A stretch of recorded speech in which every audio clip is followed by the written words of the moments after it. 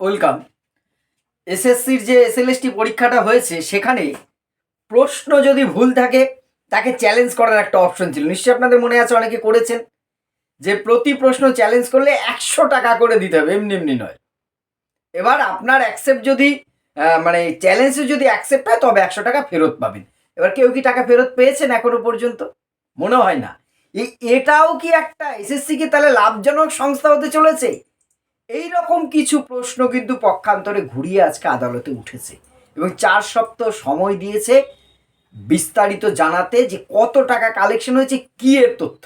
এখান থেকে কিন্তু একটা অসমর্থিত সূত্রে পাওয়া যাচ্ছে প্রায় 1,29,000 প্রশ্ন চ্যালেঞ্জ হয়েছে। এবার আপনারা স্বাভাবিকভাবে বলতেই পারেন যে এত প্রশ্ন, এই কটা সাবজেক্টে এত প্রশ্ন হয় কি করে? হয়তো একটা প্রশ্ন 1,000, 2,000, 5,000 জন চ্যালেঞ্জ করেছে। যেটা ভুল সেটা তো সবার কাছেই ভুল, বহুজন চ্যালেঞ্জ করেছে।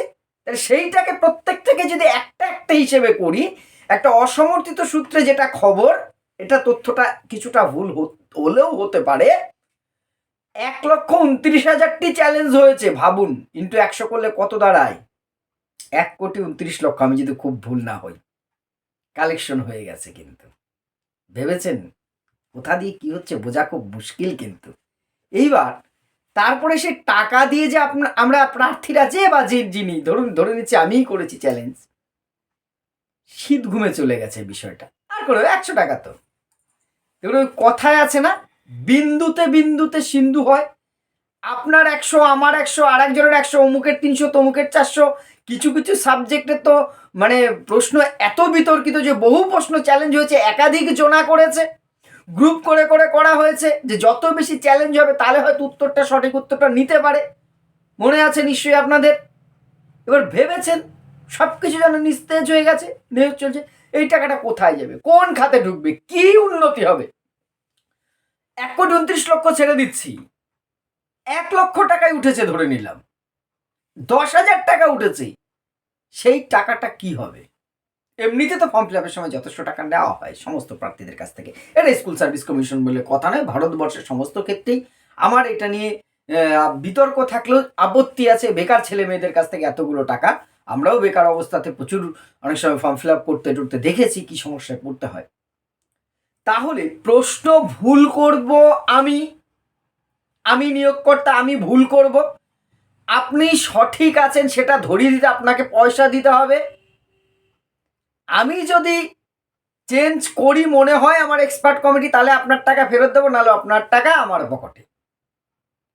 খুব ট্যাকটিক্যালি ছোটবেলায় যখন পাড়া দিয়ে সেই ভ্যানের মধ্যে ওই মাইক বেঁধে আইসক্রিম বিক্রি হতো, টিন ভাঙা লোহা ভাঙার বদলে 4 ব্যাটারির বদলে একটা বড় বলতো, তো ওইখানকার সেটা মাইকে একটা দুর্দান্ত অ্যানাউন্স করতেন, মানে আইসক্রিমের বিভিন্ন মুখ কোম্পানি হ্যান ত্যান, মানে তখন 4 আনার সেই আইসক্রিম, যে ভালো না লাগে টান দিয়ে ছুঁড়ে ফেলবেন, আপনার পয়সা আমার পকেটে।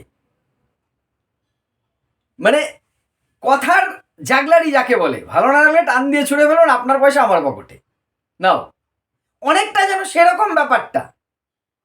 প্রশ্ন চ্যালেঞ্জ করুন, যত বেশি পারেন করুন, অনেক বেশি অপশন রেখেছি চ্যালেঞ্জ করার, আপনারা আসুন চ্যালেঞ্জ করুন। পারলে 60খানা প্রশ্ন 60খানাই চ্যালেঞ্জ হোক, কোনো আপত্তি নেই। চ্যালেঞ্জ যত হবে, আরে কি হবে, এই 2-1 জন গালাগাল করবে, বাকিরা শুনবে, এই তো ব্যাপার।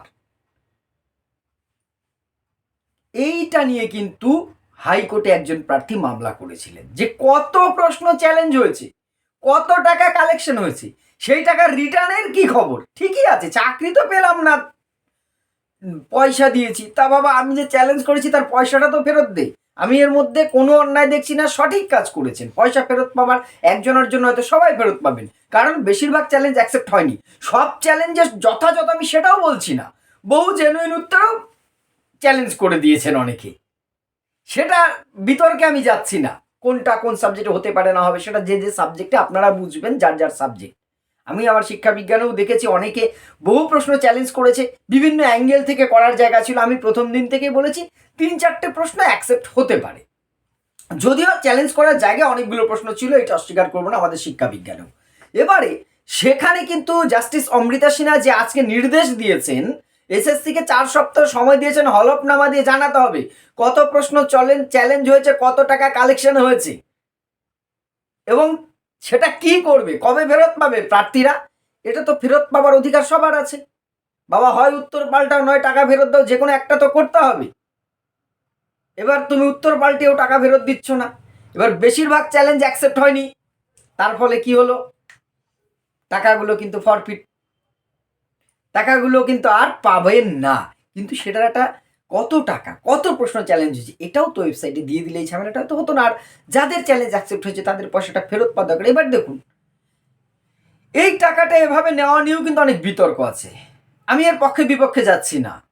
এবার কিছু কিছু সাবজেক্টে এত পরিমাণ প্রশ্ন বিতর্কিত, ভাবুন একজন বেকার ভাই বোন, তিনি পরীক্ষা দিয়েছেন, একবার টাকা দিয়ে ফর্ম ফিল আপ করেছেন, টাকা দিয়ে বইপত্র কিনে পড়াশোনা করেছেন, এবার প্রশ্ন নিয়ে বিতর্ক, তিনি আবার 5টা 6টা প্রশ্ন চ্যালেঞ্জ করেছেন, আবার 500-600 টাকা খরচ করে। ভাবুন তো, সব দিক থেকেই যেন শাখের করা, যেদিকেই যাচ্ছি সেদিকেই কাটছে, এমন একটা পজিশনে কিন্তু ফেলে দেওয়া হয়েছে। এবার আপনারা স্বাভাবিকভাবে বলবেন যে অন্যান্য পরীক্ষাতেও কিন্তু প্রশ্ন চ্যালেঞ্জে এর চেয়ে বেশি পয়সা নেওয়া হয়। হ্যাঁ হয়, কিছু ক্ষেত্রে নেওয়া হয়, কিন্তু এই সিস্টেমটাকে কি আপনি সমর্থন করেন না? এর কোনো বিকল্প আছে? এই উত্তরটা কিন্তু আমার কাছে হয়তো একদম অ্যাকিউরেট নেই, আমি আপনাদের কাছ থেকে মতামত চাইছি, এর বিকল্প কি হতে পারে? প্রথমত একটা প্রশ্ন আমি বারবার বলেছি বিভিন্ন ভিডিওতে, যে প্রশ্ন নির্ভুল হওয়াটা খুব দরকার। একটা টেস্টের, আমরা যারা শিক্ষা বিজ্ঞানের তারা রিলায়েবিলিটি, ভ্যালিডিটি পড়েছি আমরা ইভ্যালুয়েশনের, যে কোনো মূল্যায়ন যথার্থ এবং নির্ভরযোগ্য হবে তখনই, তার তো প্রশ্নর যে আইটেমটা সেটা তো নির্ভুল হতে হবে। সেই প্রশ্নগুলো কিন্তু নির্ভুল হওয়াটা খুব দরকার। বিতর্কিত প্রশ্ন 100% কোনোদিনই একটা প্রশ্ন নির্ভুল হতে পারে না। কিন্তু এই সাম্প্রতিক আমি 2-1 দিন আগে আপনাদের সাথে আলোচনা করেছি যে উচ্চ মাধ্যমিকের একটা ম্যাথ যে পরীক্ষা হলো 4th সেমিস্টার, 40 নম্বরের মধ্যে 10 নম্বরে আউট অফ সিলেবাস, 25% প্রশ্ন বাতিল, সবাইকে নম্বর দিয়ে দেওয়া হবে। ভূগোল বা অন্যান্য বিভিন্ন সাবজেক্ট এসএলএসটিতে দেখেছি এই প্রশ্নগুলোর যেই উত্তর করেছে সবাইকে 1-2 দিয়ে দেওয়া হয়েছে, যে কয়েকটা প্রশ্নের ক্ষেত্রে ফুল নম্বর সবাই পাবে। সবাই কেন পাবে? এই ধরনের ভুলগুলো কি এড়িয়ে যাওয়া যায় না? আর এইভাবে চাঁদা বা পয়সা তোলার বিষয়টাকেও কি একটা লাগাম পড়ানো জানে, যে আমি যে কটাই প্রশ্ন চ্যালেঞ্জ করি না কেন 100 টাকাই, 5টা করলেও 100, হ্যাঁ লিমিট দাও, যে একজন 4টে বা 5টের বেশি চ্যালেঞ্জ করতে পারবে না, 2টোর বেশি চ্যালেঞ্জ করতে পারবে না, টাকা সেই 100 টাকা। আমি একটা প্রশ্ন করবো 100 টাকা, 2টো প্রশ্ন চ্যালেঞ্জ করবো 200 টাকা, 7টা প্রশ্ন যদি বিতর্ক থাকে 700 টাকা, হাজার হাজার প্রার্থী এরকম চ্যালেঞ্জ করবে, এত পয়সা উঠবে। এইটা তো এসএসসি যেহেতু কোনো লাভজনক সংস্থা নয়, ফলে এর মনে হয় প্ল্যান বি, বিকল্প একটা ভাবার প্রয়োজন আছে। আজকে কিন্তু আদালতে যে মামলাটা গেছে এখান থেকে কিন্তু এই বিতর্কটা তৈরি হয়েছে। আমি আরও গুরুত্বপূর্ণ কিছু আপডেট থাকতেও আজকে এটা একমাত্র আলোচনা করলাম এই কারণেই, যে বিষয়টা আমাকেও ভাবিয়েছে, খুব ভাবছিলাম আমি খবরটা দেখার পরে। তাই তো একজন বেকার ভাই বোন, তিনি চাকরির জন্য লড়াই করছেন, তারপরে একটা প্রশ্নও যদি ভুল হয়, তার মধ্যে একটা হাজার হাজার ছেলে মেয়েদের মধ্যে একটা আতঙ্ক তৈরি হয়েছে, বিশৃঙ্খলা তৈরি হচ্ছে, মানসিকভাবে তাদের মধ্যে অশান্তি তৈরি হচ্ছে। তারপরে সেই প্রশ্নের সুরাহা করবার জন্য টাকা দিয়ে অ্যাপ্লিকেশন করতে হচ্ছে। সুরাহা হবে কিনা তার কোনো গ্যারান্টি নেই, সুরাহা হলেও কিন্তু টাকা ফেরত পায়নি।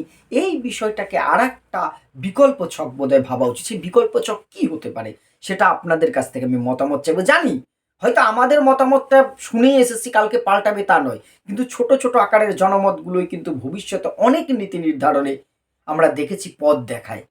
আপনারা সে মতামতটা অবশ্যই জানাবেন। আর অন্য আপনাদের যদি এই বিষয়ে কোনো কমেন্ট করার থাকে, কমেন্ট বক্স ওপেন আছে, অবশ্যই কমেন্ট করে জানাবেন। ধন্যবাদ।